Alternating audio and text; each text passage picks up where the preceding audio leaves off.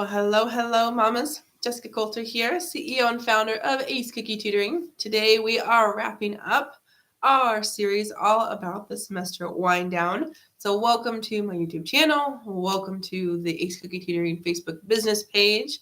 I want to know, mamas, since we are wrapping it up, we're talking about essays, we're talking about presentations, we're talking about projects. What is that last thing that your teen needs to do before winter break? Is there a big test, big project, big whatever? Let me know. And we're talking about this because that is the last thing most teachers will assign. Some big last hoorah, pretty much at the middle school, high school, and college levels all the time, every class. Okay. Now, if your teen has a paper to write and he's a little worried, maybe your teen's not the best at writing papers, maybe it's, tight on time, let alone needs a grade on that paper to save the grade, check out the link in the description. I have put together an awesome outline, awesome comic strip full of hooks and transition words for your teen to write an A-level paper. This is exactly what I have done for other students, no matter if we're talking high school, college, even adults going back for the master's. The information in that product, that link, is what you need, what your teen needs. Okay? So we're going to talk about it all today. We'll talk about papers. We're going to talk about projects. We're going to talk about presentations. Okay? Now, no matter what that last thing is, because we talked about final exams earlier this week, so check out that video if you missed it. We talked about missing work yesterday, so again, watch that after this video if you are going, okay, Jessica, help me with these missing assignments my teen has. So let's start with papers, since, like I said, I've created that outline. I've created that product that you can buy for your teen. It's a pretty awesome digital packet, and it contains some cool stuff that your teen needs no matter what grade level he's at. But papers, okay, your teen needs to know the requirements. Okay, that's the most important thing for your teen to know. Your teen also needs to make sure he's got time to edit. Okay, so say that paper is due tonight at midnight and your teen hasn't started writing it. Well, there's probably not going to be much time to edit. Okay, we usually want papers to sit for a day, an entire 24 hours. We want your teen to finish it, and then we want your teen not to think about it, not to look at it, not to read it, and then come back to it. Okay, the goal of letting the paper sit for a day is so that your teen kind of forgets about it. And when he goes back and reads it, there's going to be some obvious, oh, I forgot a word, or, oh, what did I mean? Or, oh, how did I go from this sentence to that sentence? Okay. If your teen doesn't give it time to kind of sit and rest, unfortunately, his brain is just going to fill in things. Excuse me. He's going to know what is supposed to have been where. He's going to know what exactly he meant. And that's not what we want to have happen. We want some time to really think it through without realizing there's some autocorrect going on up here. Okay. Other than him editing it, I encourage your teens to have friends, to have you, mom and dad look at it. I encourage the teacher to look at it if possible, because that's something a lot of students don't know, is that their teachers are probably willing to read that paper more than once. Okay. I'll admit it, in college, when I was putting my final paper together for my seminar class for my biology degree, that teacher read my paper probably 6 times. Okay.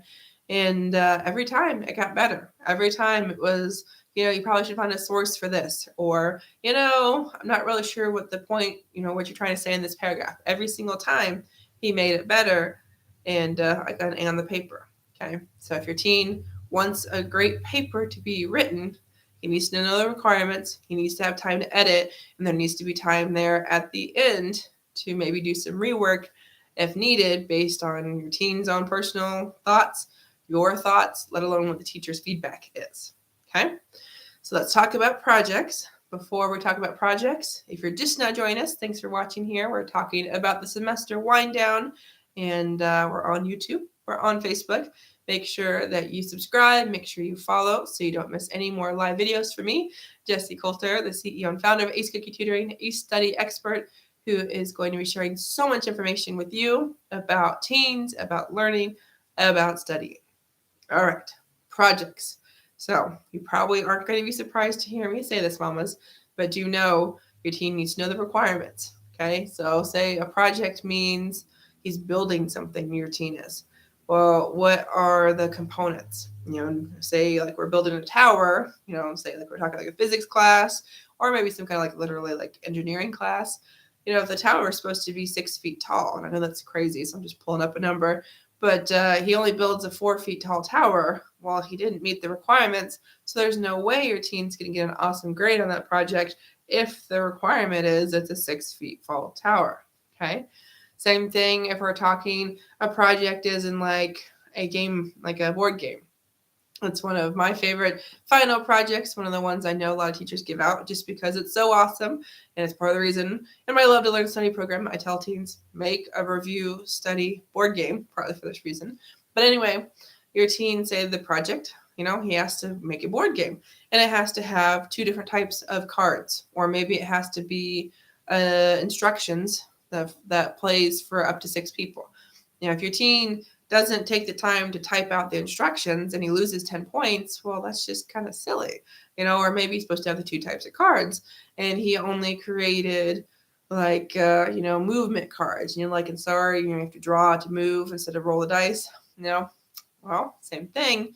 If your teen didn't make sure he met the requirements, that's kind of wasted points. Okay. So final thing to tell you, I want to talk about presentations here.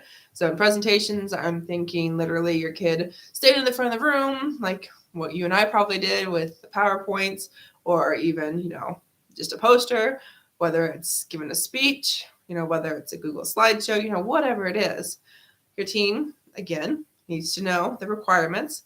And then other tips I would give you to give to your teens would be, if this is a group project, have your teen do a run through. Okay. And again, all of these things, projects, presentations, papers, there needs to be some time there at the end. So that's probably the most important thing I can share with you in this video is number 1, your teen has to know the requirements, has to look at the rubric. Number 2, needs to have some time at the end after completing it to make sure there's time to edit, make sure there's time for tweaking, to make sure there's time for, changing it, doing a run through, and all of that good stuff that needs to happen before it's turned in. Okay. But back to presentation. So if it's a group project, have your teen do a run through. Okay. This can be, mom say, hey, invite your coworkers. That's kind of what they are. Your group members over, your friends over for, a test. Let us watch. Let us, give you feedback, whatever involvement they want. But definitely encourage them to be some kind of staying after school or meeting up at someone's house to actually practice that presentation. And the same thing goes even if your teen's doing it on his own. Have him read his favorite stuffed animal. I mean, I know that's probably, not necessarily a cool teen thing to do, but, if it's the dog, if it's stuffed animal, if it's you, have your teen read it out loud. Okay? Because the more your teen presents his presentation, whatever form it's in, the more comfortable he's going to be. And I got to tell you, if your teen's a high school or college kiddo, excuse me, part of the grade is going to be his presentation skills. It's not just going to be the information he shares. It's going to be that he'll read like this, because there are kids that give presentations like this. There are going to be kids that give presentations like this, and they won't look at anybody. We don't want your teen doing that either. Okay? So if you got questions, drop them down below.